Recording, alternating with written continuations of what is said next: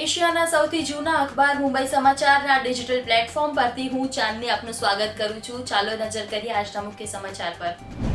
લોકો જાતિવાદી નથી હોતા, પરંતુ નેતાઓ પોતાના સ્વાર્થ માટે જાતિવાદી બની જાય છે. કેન્દ્રીય મંત્રી નીતિન ગડકરીએ કરી જાતિને રાજકીય હથિયાર તરીકે ઉપયોગ કરનારાઓની આકરા શબ્દોમાં ટીકા.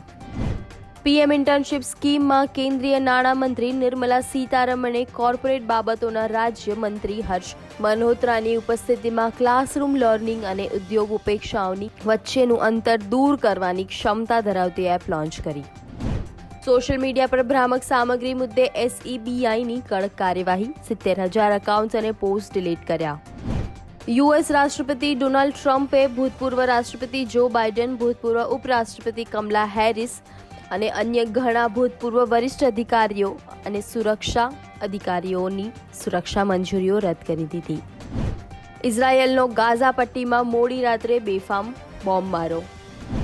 હવામાન વિભાગ દ્વારા ફરી ગરમીને લઈને આગાહી કરવામાં આવી. સૌરાષ્ટ્રમાં ગરમીનો પારો વધશે.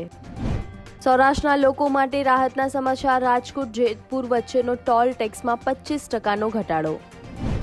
બોલિવૂડ સ્વર્ગસ્થ અભિનેતા સુશાંત સિંહ રાજપૂતના કેસમાં CBIએ ક્લોઝર રિપોર્ટ દાખલ કર્યો. રિયા ચક્રવર્તી નિર્દોષ જાહેર.